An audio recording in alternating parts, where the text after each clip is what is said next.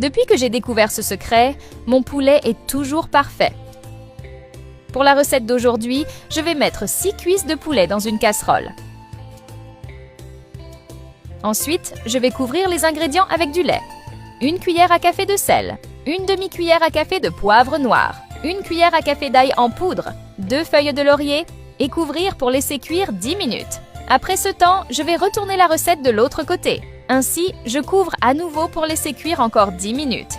Dans un récipient, je vais ajouter 2 œufs, 1/4 de tasse de lait pour bien mélanger. Et avant que j'oublie, dis-moi de quelle ville tu nous regardes pour que je t'envoie une accolade spéciale. L'accolade d'aujourd'hui va pour Solène Martel de Normandie. Je suis content que tu apprécies nos recettes. 1 cuillère à café de sel, 1 demi-cuillère à café de poivre noir et 1 cuillère à café d'origan. Pour mélanger encore et réserver pour plus tard. Dans un autre récipient, je vais ajouter 1 tasse de farine de blé, 1 tasse de fécule de maïs, 1 cuillère à café de sel, 1 demi-cuillère à café de poivre noir, 1 cuillère à café d'origan, 1 cuillère à café de paprika, 1 cuillère à café d'ail en poudre et 1 cuillère à café d'oignon en poudre, pour bien mélanger. Après cela, je vais passer un des cuisses de poulet préparées dans ce mélange de farine de blé, en l'enrobant bien de tous les côtés avec ce mélange. Cette recette est incroyable, je suis sûre que tu vas adorer la préparer. Ensuite, je vais le passer dans le mélange d'œufs préparé auparavant. Tu sais comment va finir la recette d'aujourd'hui?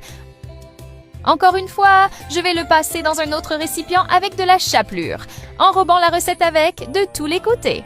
Avec cette préparation prête, je vais passer la recette dans une poêle avec de l'huile déjà chaude, en répétant le processus avec tous les cuisses de poulet préparées. J'adore préparer cette recette pour manger les vendredis soirs.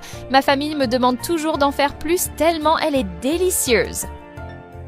Après qu'un côté soit cuit, je vais retourner la recette de l'autre côté. Faites très attention à ce moment, l'huile chaude est très dangereuse. Avec les 2 côtés prêts, je vais passer la recette dans un récipient avec du papier absorbant pour absorber l'excès d'huile. Cette recette est bien plus délicieuse que celle semblable faite dans les restaurants conventionnels de la ville, en plus d'avoir été faite avec beaucoup plus d'amour. Elle est aussi beaucoup plus facile à faire, car nous avons normalement déjà tous les ingrédients à la maison, sans avoir à sortir acheter ce qui manque et dépenser plus d'argent.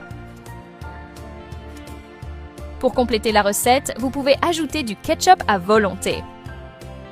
Regarde comme la recette d'aujourd'hui devient belle, j'ai hâte qu'elle soit prête pour pouvoir la goûter.